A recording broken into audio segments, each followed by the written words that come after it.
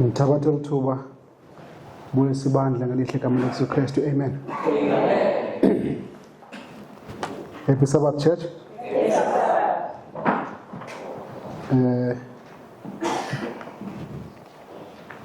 Yabulela ngengoma ekhethwe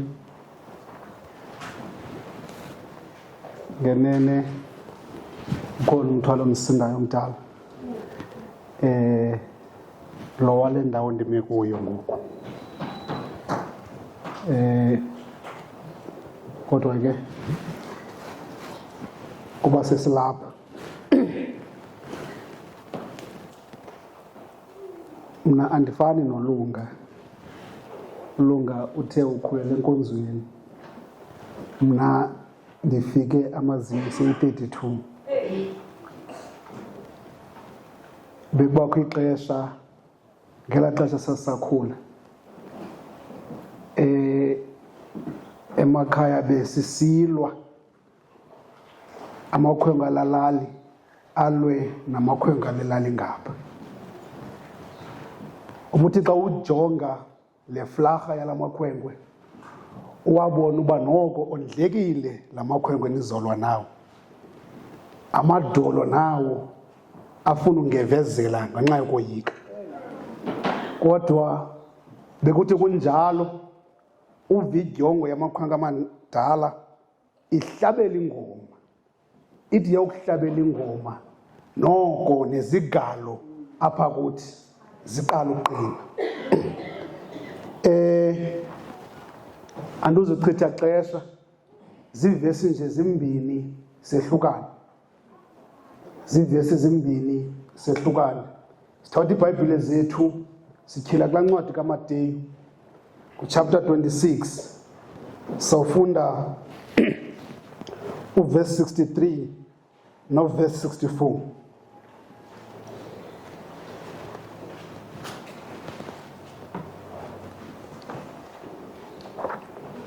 Matthew 26 verse 63 and 64.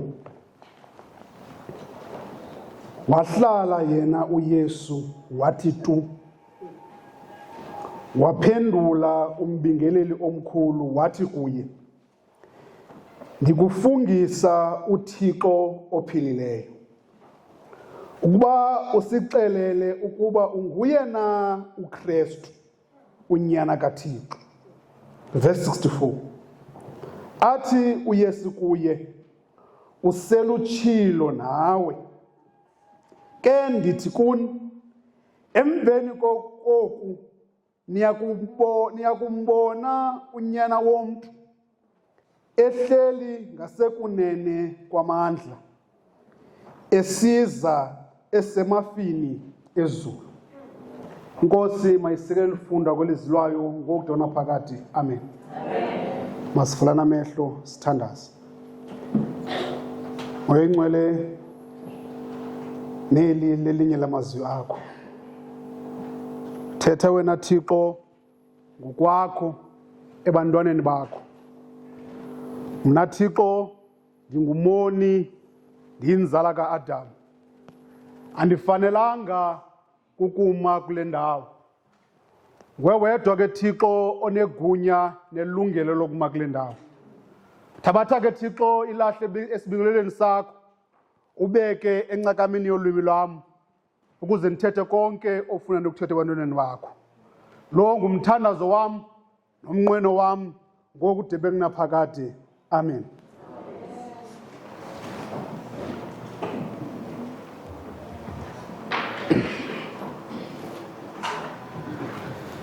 Ndakuqala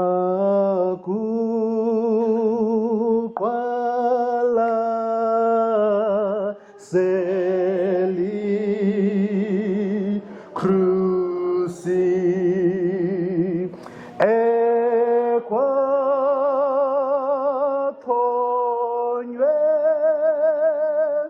yami Nkosi ndoncamayo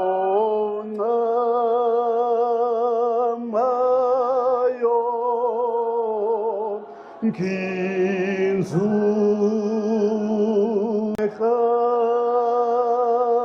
jilam bona nihlo konezandla kunye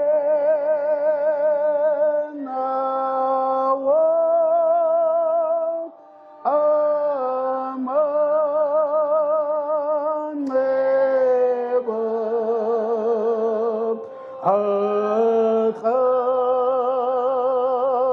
akrazulwa ngenxa yethu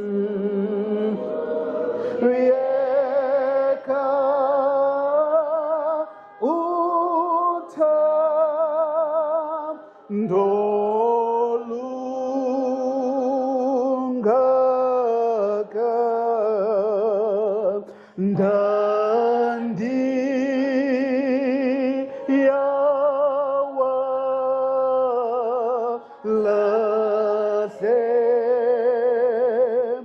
lahlekile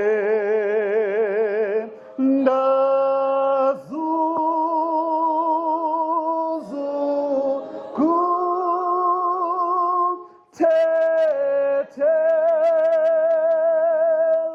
kuthethelelwa yala ndinga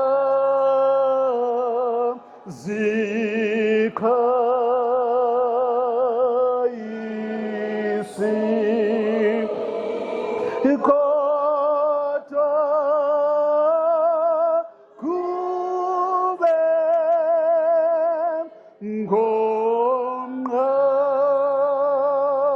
ngomnqamlezo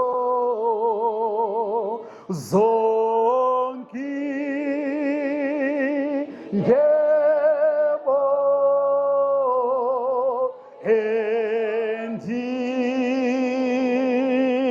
endinazo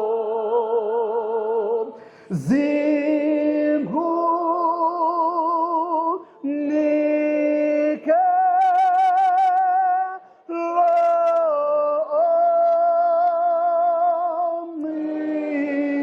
lomncinci ngenxa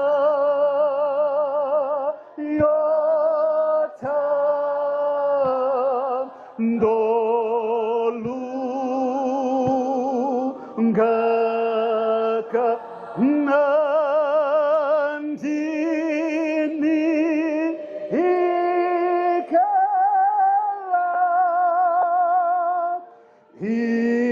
impilo yam.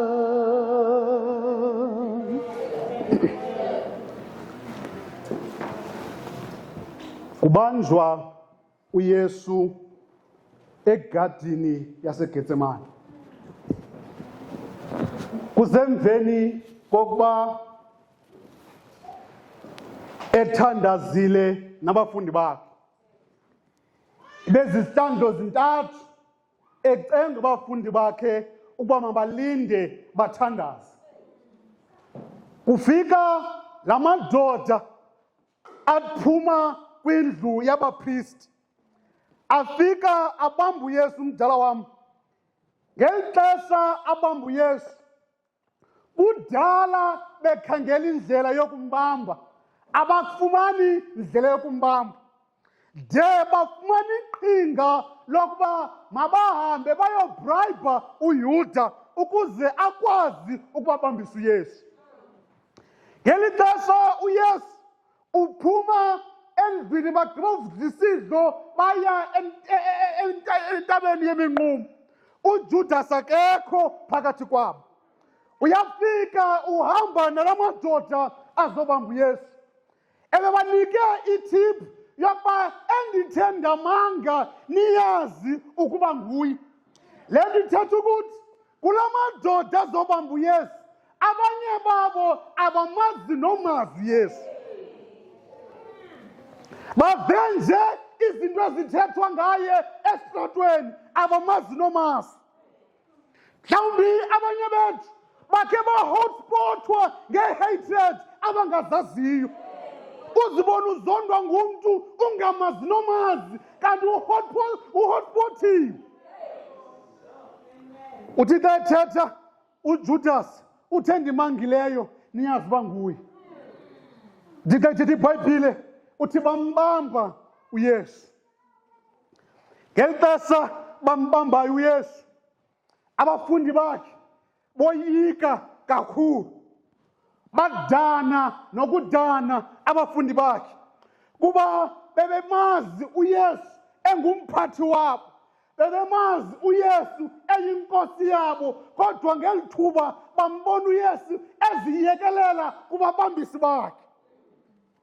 Ndithi ithetha uthi Ellen White uPetros kwangoko xa uYesu ebanjwa uPetros uthi kwabanye aproposa kabanye abafundi uthi madoda masibalekeni ngoku, masizisindiseni ngoku, masibalekeni. Ithi iBhayibhile kwangoko babaleka. Khumbula uPetros ngulo uYesu Kristu phambi kokuba banjwe okanye phambi kokuba baye egadini eseGetsemane. uYesu Kristu uthi kubo uSatana uzawubetha umalusi izimvu zisaphalake. Athi uPetros ngokwakhe uthi Yesu bonke aba bafundi bakho bonke bangakushiya kodwa mna Petros andisoze ndikushiya. Uthi nasentolongweni ndiyongena nawe andisoze ndikushiya. Naku uYesu Kristu uyabanjwa. Akho mntu uyaziyo uba ubanjwe bezobulawa. Xa ebanjwa umntu usiwe etrongweni uPetros lo besithi nasentrongweni ndiyawungena nawe ngowokuqala ukuthi kubafundi bakaYesu masibalekeni. Uyambamba uYesu bamsa kwiinkundla zamatyala. Bamqalisa bamse ku-Anasi. Uthi xa ethetha uDade White uthi ngokomthetho bekusuppose uYesu xa ebanjwa ubanjwa sekuKhayifasi. Kodwa uKhayifasi yayindoda apho engena-experience kakuhle. Indoda enamava yayingu-Anasi. Bamthatha bamsa ku-Anasi kuba yona nto abayifunayo bafuneka bekhangela itshaji abazomthatha ngayo uYesu. Ayikho into abambambela yona. Funeke bakhangela indlela abazombamba ngayo. Khumbula amayuda ngela xesha ayephathwe ngamaRoma ukuze umthetho wakuYesu Kristu makafe afunekanga uphume kuwamayuda nokuphume kumaRoma. So bakhangela into abazakwazi uyinamathelisa kuYesu ukuze xa bemsa kumaRoma ibe yitshaji enesisindo, ibe yinto ebambekayo. Uthi bamsa ku-Anasi bakhangela abafumana nto kuYesu. Bakhangela ne-false witnesses ukuba zizoqamba amanga ngoYesu Kristu. Kodwa sekunjalo abafumana nto. Khumbula uStifano naye xa ezotshutshiswa xa etshutshiswa ise-100 bebekhe bafuna ii-witnesses zamanga kodwa still yaphuma itshotshe entyalakwekwe kungekho nto ifumanekayo kuye. NakuYesu akuphume kungekho nto ifumanekayo kuye. Ingaba kuthi xa kunokhangelwa kungenzekani na kobethu ubomi? Mhlawumbi kobethu ubomi akunode kudingeke nokuba kukhangelwe abaprofethi bamanga okanye kukhangelwe ii-witnesses zamanga. Izinto esizenzayo ziselubala, izinto esizenzayo ezinqamnye nomthetho kaThixo. Ingaba thina obethu ubomi bume njani na? We need to check our steps. Ndithi ithetha iBhayibhile ithi abafumana nto wathatha wasuka kuKhayifasi. NakuKhayifasi abafumana nto baqonda ukuba inye indlela emasimbambe ngayo funeka kube yinto ezawuphuma phaa kuye, funeka kube nguye ozikhondemayo. Kungoko sifumana le verse sifumanayo namhlanje kuchapter 26 uverse 63 no 64. Ndithi xa ithetha iBhayibhile ithi uKhayifasi uphakamisa isandla sakhe sasekunene uthi ndiyakufungisa kuThixo ophilayo ukuba usixelele ukuba unguye na uKristu unyana kaThixo. Ithi ngexesha lonke uYesu Kristu ebanjiweyo xa bembuza uyathula uYesu akabaphenduli. Yoba bangakhangela le athula uYesu bengamphenduli, abangamthuthisa athula uYesu bangamphenduli. Ihleli le ndoda ikhalmi ngeyona ndlela iphakamileyo lonke eli xesha besenza zonke izinto uYesu Kristu uthule akaphenduli. Kuthiwa you are innocent till proven guilty. Kodwa uYesu Kristu, he was guilty until proven innocent. Ngeli xesha kungekabekwa tyala kuye uYesu Kristu babesebemthuthisa. Ngeli xesha engekabi natyala uYesu Kristu babesembetha kodwa akakabi natyala. Akakabekwa tyala kuye kodwa sebemthuthisa. Uthixo ethetha uthelele uTate White uthi uYesu Kristu he suffered ngendlela engumangaliso. Akekho umuntu owakhe wasafarisa ngendlela uYesu Kristu owasafarishe ngayo. Ithi indlela uYesu Kristu owasafarishe ngayo was proportion to indlela uYesu Kristu aholi ngayo. Ikwa proportion kwindlela uYesu Kristu asitaphukela ngayo isona. Wathuthiswa ngaloo ndlela, wasafarisha ngaloo ndlela uYesu Kristu ukuze mna nawe sisindiswe. Ndithi ayithetha iBhayibhile uthi lonke lixesha ebethule uYesu Kristu. Kodwa uthe uCaiphas esawuthi ndiyakufungisa kuThixo ophilileyo. Akakwazi uzibamba uYesu Kristu mdala wam kuba ngoku kukhankanya igama likaThixo ophilayo. Ngeli xesha kukhankanya igama lalowo othi kungekho nto enze kubekho izinto. Ukhankanya igama lalowo he was or he is and he will always be. Kukhankanya igama loYesu loThixo ophethe iuniverse esandleni sakhe. Kukhankanya igama loThixo abamba amanzi elwandle ahlale azole. Kukhankanya lo gama. Kukhankanya igama loThixo othi fear not, for I will be with you. Kukhankanya igama loThixo othi nabe ungena emlilweni ndiyongena nawe. Kukhankanya lo gama uYesu Kristu akakwazi ukuzibamba. Akakwazi ukuzibamba uYesu Kristu kuba ngoku kukhankanya igama loThixo ophilayo. Mhlawumbi if wethe uCaiphas ndikufungisa kwigama loThixo, mhlawumbi maybe uYesu Kristu wena uhlala thule, kodwa uthe ndikufungisa kwigama loThixo ophilileyo, uThixo ophilayo. Akakwazi ukuzibamba uYesu. Khumbula uMateyu I think chapter 10 verse 32 uthi uYesu Kristu ngokwakhe, whosoever confess me among men I will confess him nam kuThixo wam osemezulwini. uYesu Kristu ngeli xesha ufuna upractice what he preached. Akakwazi ukuthula uYesu Kristu. Akakwazi ukuthula uYesu Kristu. Eyona nto enye ebalulekileyo eyenza uYesu Kristu angakwazi ukuthula is because i-relationship yakhe noThixo was questionable. Kuba uthi ingabe nguye na uKristu unyana kaThixo. uYesu Kristu i-relationship yakhe noThixo was questionable. Yiyo le nto uYesu Kristu angakwazi ukuthula.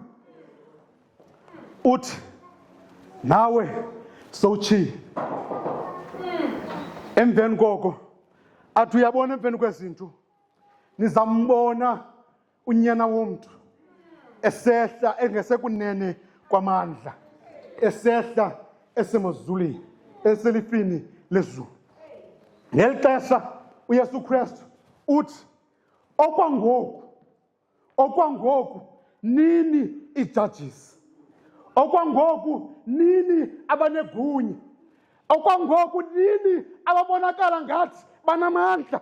Kodwa ndifuna ukunixelela nto kusezixesha apho mna Yesu izoba ndim ozohlala esihlalweni sobukhosi. isozoba ndim ozohlelwa esihlalweni sogeba. Uthixo uDade White uthi i-decision ezawuthathwa nguYesu akho namnye ozokwazi ukuba ayicontest. Akho umuntu onokwazi ukuaphila.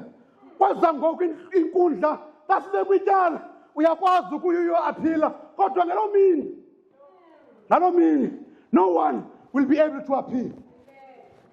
And at the same time uYesu Kristu ukonfirma ukuza kwakhe kwesibili.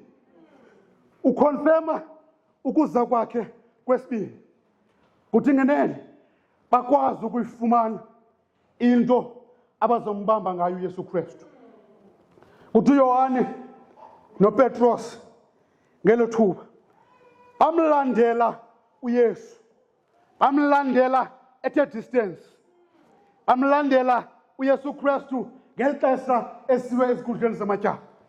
uYohane ithi xa ithetha uDade White uthi uYohane wabonwa wayanyaniswa noYesu wabizwa wasondela walapha ngaphakathi ezinkundleni. Kodwa uPetros yena ukhange afune kwanto ezamyamanisa noYesu. uPetros wahlala apha kwimultitude yabantu apha ngaphandle akafuna ukuzisondeza noYesu Kristu. Uyafuna ukubona ukuba kwenzeka ntoni kodwa akafuni ukuziyamanisa noYesu Kristu. Mhlawumbi abanye bethu nathi siyafuna ukuba sibone uba kwenzeka ntoni enkonzweni but we don't want to be involved kwizinto zenkonzo. Sesizile enkonzweni sifike sihlale eBlack City xa kuthiwa amen siphume sihambe asifuni uba involved to the activities of the church. Wenjalo uPetros engafuni ukuziyamanisa noYesu Kristu. Kuba uyabona ukuba ngoku amanzi uYesu Kristu ingathi amtshele. uYesu Kristu ngoku akasenawo la mandla bebecinga uba unawo.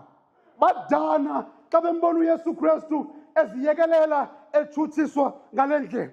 Ithi xa ithetha uEllen White uthi ingilosi ngelaa xesha zijonge ezantsi zikhangela uYesu Kristu etshutshiswa, zikhangela uYesu Kristu ephathwa ngendlela engafanelanga ukuba uphathwa ngayo.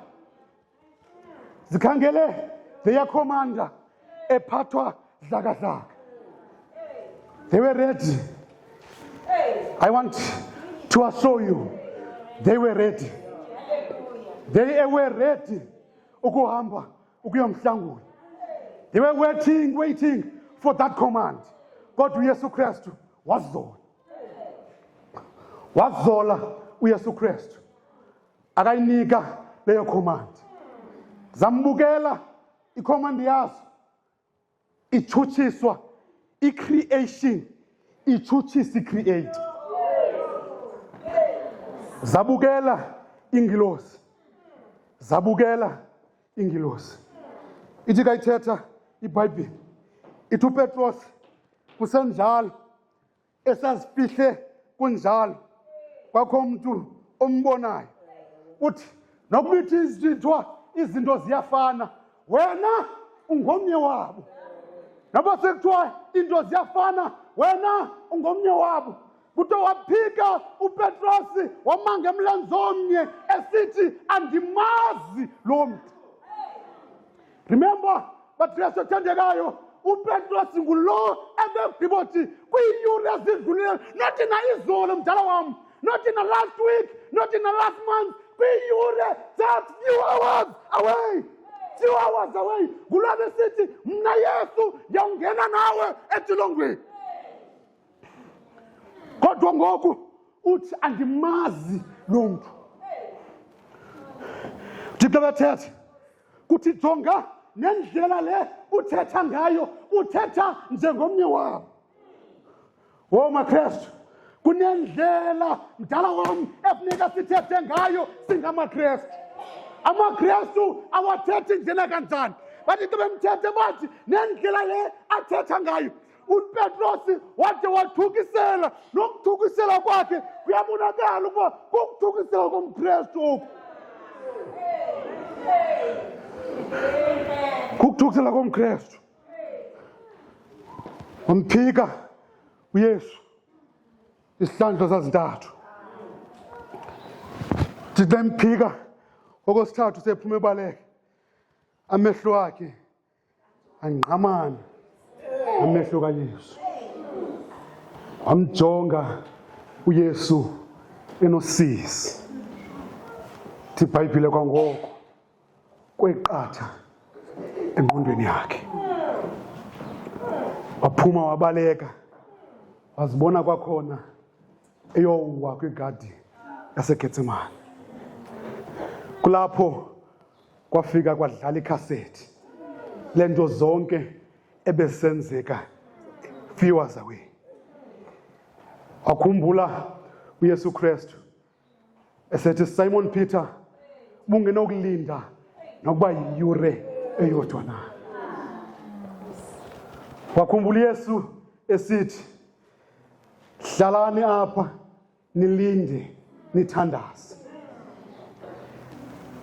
Wakhumbula uYesu Kristu ethatha umgama emveni koko awe ngobuso. iBhayibhile okanye uDavid White xa ethetha kule ndawo akathi uYesu Kristu waguqa, ithi wawa usebenzisa igama pha elithi prostrate. Eli gama elithetha ukuthi uYesu Kristu wawa ngokungathi he's helpless.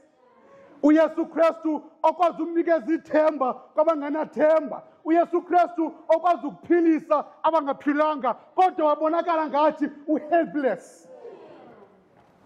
Wakhumbula lo mazwi uPetros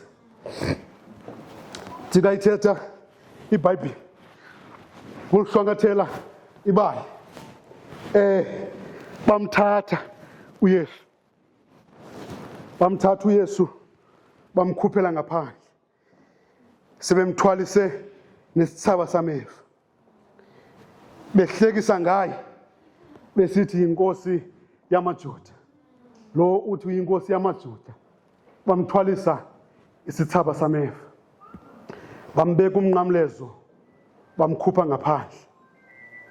Ndikhulele emakhaya mdala wam, ndikhule ndisalusa.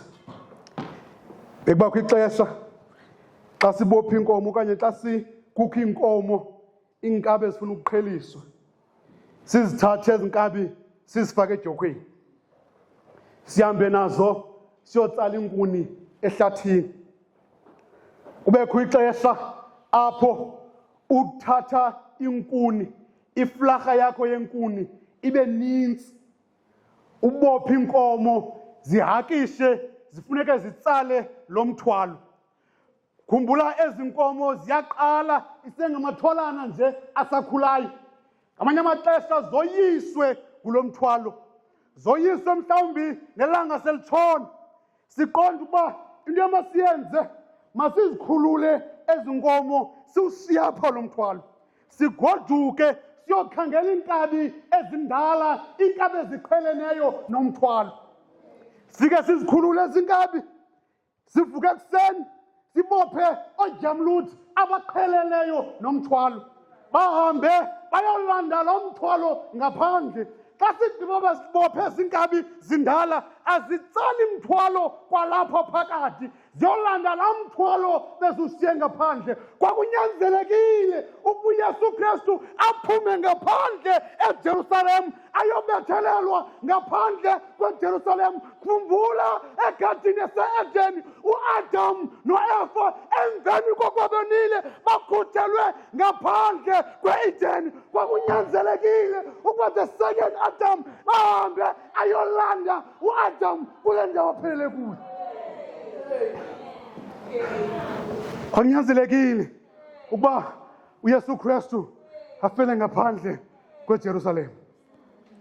Xa ithetha iBhayibhile ithi wawubeka umnqamlezo besingise eCalvary. Khumbula uYesu Kristu oko ebegqibele ukutya kwi-Last Supper, oko ebegqibele ukusela amanzi kwi-Last Supper, ubethiwe, utyakatyiwe umzimba, ubhontibhonti ligazi, kasenawo namandla wokuthwala lo mnqamlezo.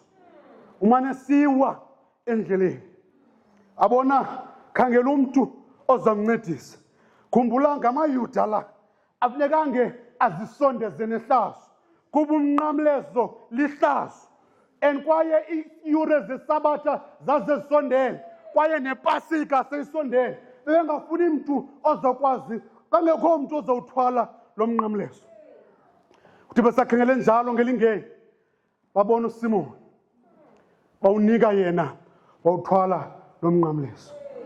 Xa imane soyisakala uYesu Kristu uthi nyathela apho ndinyathele khona, nyathela apho ndinyathele khona.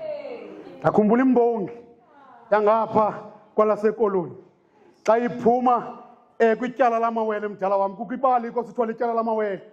Iyaphuma le mbongi kukhangelwe kukho le ndoda izohlangula eli tyala ekuthiwa ngukhulile.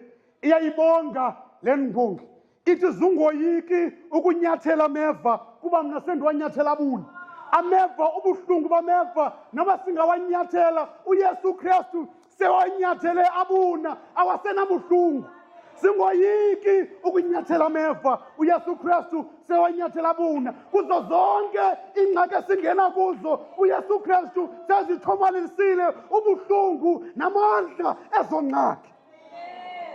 Uthi uYesu Kristu kule ndoda nyathela apho ndinyathele khona ukuze ukwazi ukuthola amandla.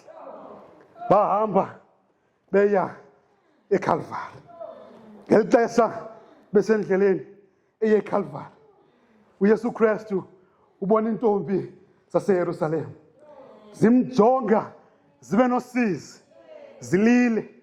Kodwa uYesu Kristu uthi xa ethetha udadewethu uthi xa ezijonga ezi ntombi ezi ngeli xesha zililelayo uthi uyazibona ukuba azilileli kuba isayiva yazo isuswa kuzo, azilileli kuba uThixo wazo esuswa kuzo, zililiswa nje yinimba yobumama. Nimba nje yobumama ezililisayo. Uthi xa ezijonga uYesu Kristu athi ntombi zaseYerusalem musani ukundililela mna, zililelani nina kunye nabantwana benu. Ngeli xesha athethela amazwi uYesu Kristu ukhangele ukuthabalala kweYerusalem. Ngeli xesha athethela amazwi uyabona uba abanye babo baza kufa nabantwana babo xa kutshatyalaliswa iYerusalem. Thetha amazwi athi xa kunje komanzi umthi, xa kunje komanzi umthi kobekela phi na komileyo.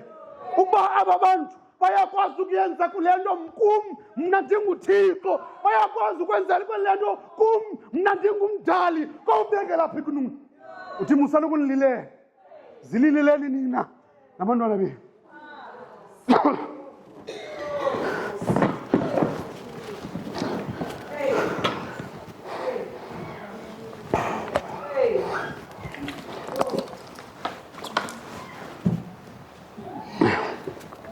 Yaqhubeka uhamba oluya eGetsemane. Yaqhubeka uhambo oluya eGetsemane. Efika eGetsemane uthandaza umthandazo uYesu Kristu. Sibawo baxolele ngokuba abayazi into abayenzayo. Ukuba bebeyazi ukuba ngubani lo bamtshutshisayo, uba bebeyazi uba lo umtshutshisayo enokwazi ukukhupha nje ikhomandi ibenye ikhomandi. Uthi xa iculonye umculo uthi he could have called 1,000 angels zizabatshabalalisa, kodwa uYesu Kristu wazola uYesu Kristu, wazola uYesu Kristu. Kulo mthandazo othi bawo baxolele, your name was there, my name was there. Kulo mthandazo lo uYesu Kristu wasithandazela ukuba sixolelwe kwamandulo. Into ilele nathi ukuba ngokholo ingaba siyamkela na lo mthandazo, ngokholo ingaba siyalamkela na lo forgiveness uYesu Kristu wasinika yona. Bajonge uYesu Kristu abantu. Kuthiwa the priests and the rulers, they even forget their position enkonzweni. Bamthuthisa uYesu Kristu ngokwabo. Abaprofeti ababekhona apho xa kudala beprofetha ngayo bekhangela le nto kudala bexelela abantu ngayo kodwa ngoku iyenzeka kodwa sekunjalo akho kwanto ethi qatha ezingqondweni zabo. Thixo ithetha iBhayibhile kuthi kodwa sekunjalo phakathi kokusokola, phakathi kokukutshuthiswa, phakathi kokujikelwa uYesu Kristu nabafundi bakhe sebekude bethe qelele kuye abasafuni into ezo-associate kunye noYesu Kristu. Phakathi kwezontlungu, phakathi kokukhathazeka uYesu Kristu kwabakho ntinye emnika uvuyo emnqamlezweni. Kwabakho ntinye emnika uvuyo emnqamlezweni. Incwadi kaLuka mdala wam kuchapter 23 kuverse 42 no-43 ithi xa ithetha uthi phakathi kwabantu ngexesha uYesu Kristu ebethelele emnqamlezweni kwakukho amadoda amabini ebethelele naye emnqamlezweni. Ngexesha uYesu Kristu abethelele emnqamlezweni ithi iBhayibhile owakumnqamleza uYesu Kristu wabekwe phakathi. Kodwa even phambi kokuba umnqamlezo ubekwe uYesu Kristu ngeli xesha bebethelelwa emnqamlezweni la madoda ayajubalaza ayaqhankqalaza xa ebethwe emnqamlezweni. uYesu Kristu ngeli xesha ebethele emnqamlezweni wazola. uYesu Kristu sekunjalo, wazola sekunjalo uYesu Kristu. Bambethele emnqamlezweni, bawuthatha umnqamlezo wakhe bawubeka esiphakathini, babeka la madoda amabini, enye wayibeka ngasekunxele enye wayibeka ngasekunene. La madoda amabini ngokwenze njalo bona bebesithi uYesu Kristu he is a great criminal. Kodwa bengayazi ukuba ngokumbeka kwakhe phakathi bembeka esiphakathini selizwe ukuze bonke abantu bambone uYesu Kristu, bonke abantu bambona umsindisi esemnqamlezweni, bonke abantu xa bekhangele uYesu Kristu esezizikithini bathi uYesu Kristu ufele thina sonke.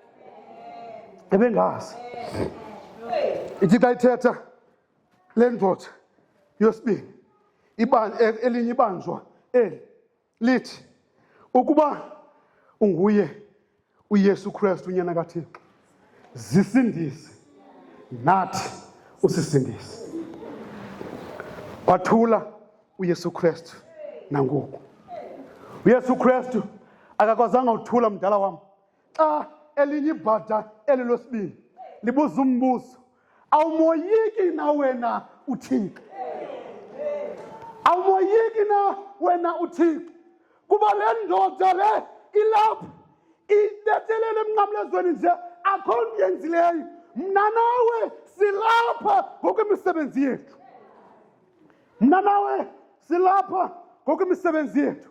Yamvuyisa loo nto leyo uYesu Kristu kuba xa ekhangele aba bantu balapha phantsi imosi yabo ngele xesha uYesu Kristu ebephila phakathi kwabo, they were ready to call him Lord. Ngele xesha uYesu Kristu ebephilisa abanye babo, they were ready to call him Lord. Ngele xesha uYesu Kristu ebebafida ngezihlandlo ezimbini nezonke entlanu, they were ready to call him our provider. Ngele xesha uYesu Kristu ebesithi elwandle, peace, be still, they were ready to be marveled and say, what manner of man is this? Ngele xesha ebevusa abafileyo, they were ready to call him their comforter. Kodwa ngoku uYesu Kristu usemnqamlezweni akho namnye okwaziyo kubo ukumrecognize as Lord. Akho namnye phakathi kwabo okwazi ukumrecognize as a provider. Akho namnye phakathi kwabo okwazi ukumrecognize as a protector. Akho namnye phakathi kwabo okwazi ukumrecognize as a comforter. But the thief uthi xa thetha uYesu Kristu uthi xa ijonga mhlawumbi le ndoda lena elibhada lisemnqamlezweni xa libona uYesu lisithi, Nkosi uzundikhumbule xa usiza usebunkqikeni bakho. Xa libona uYesu lisithi inkosi kuYesu. Mhlawumbi liyakhumbula. Mhlawumbi liyakhumbula esithi I will be with you. Mhlawumbi liyakhumbula uYesu Kristu esithi blessed are the meek, for they will see the Lord. Mhlawumbi liyakhumbula xa uYohane ezobhaptiza uYesu esithi behold the Lamb of God who taketh away all the sin of the world. Mhlawumbi liyakhumbula amaSirayeli ezawela uLwandle Olubomvu esithi uThixo ngokwakhe, be not be dismayed, do not fear, I will be with you. Mhlawumbi liyakhumbula ngoko lithi inkosi uzundikhumbule xa usiza usebubunganeni bakho. Mhlawumbi liyakhumbula uYesu Kristu eshumayela the parable of the sower. Mhlawumbi liyakhumbula uYesu Kristu eshumayela about the parable of the lost son. Mhlawumbi nalo lizibona as the lost son efuna ukubuya ekhaya. uYesu Kristu kwangoku akakwazi ukuzibamba. Akakwazi ukuzibamba uYesu Kristu. Uthi inene ndithi kuwe namhlanje uyawuba nam eparadise.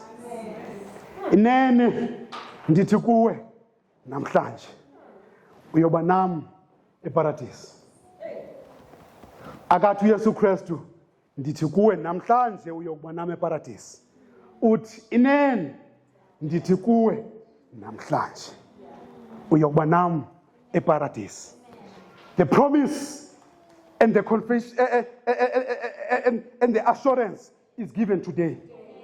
Ukuba ndiyoba nawe okanye uyoba nam eparadise.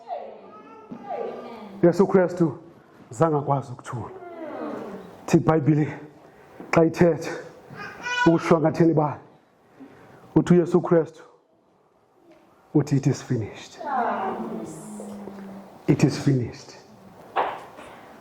Thixo ndiyawunikela umoya wami ezandleni zakho. Ndixa ngoko xa sithi it is finished kwamnyama ehlabathini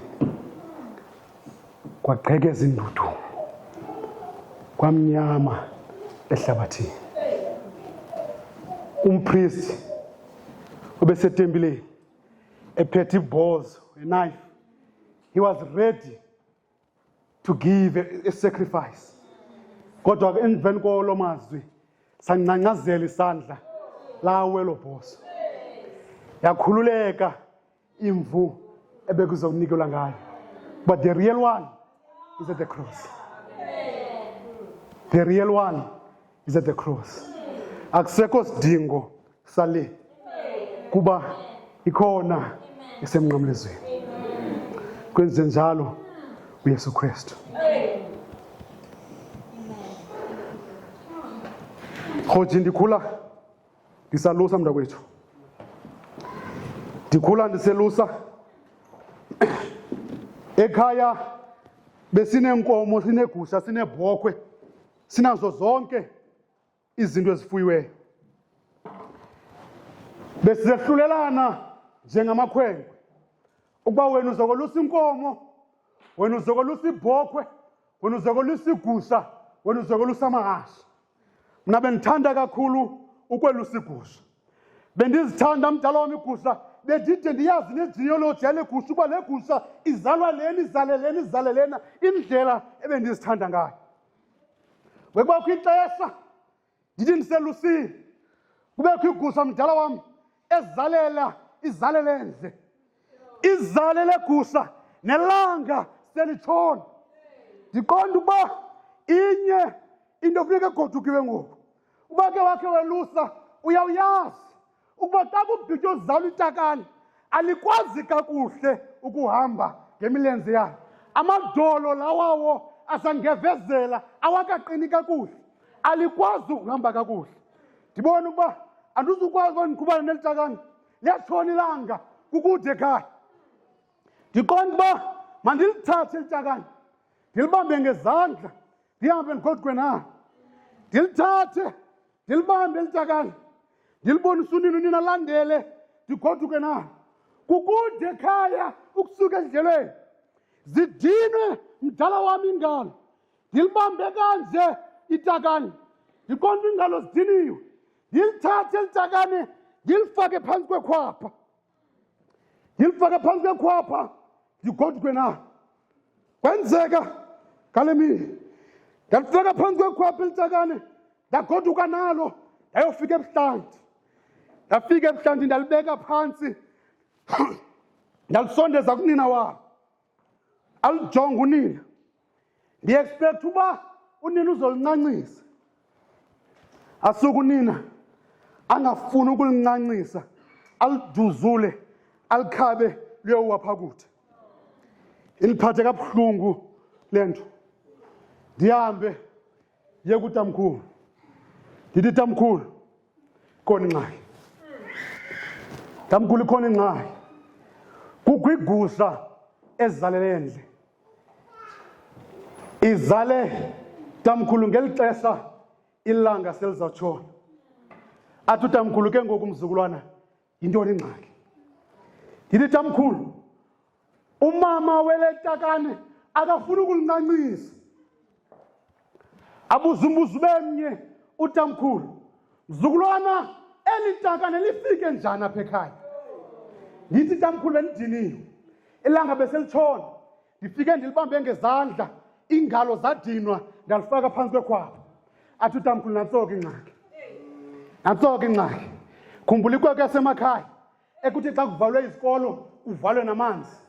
Ikhwapha lalo kwekwe linjani? Eli takane linuka wena mzukulwana, linuka ikhwapha lakho mzukulwana. Eli takane yiyo le nto le gusha ingafuni ukulincancisa.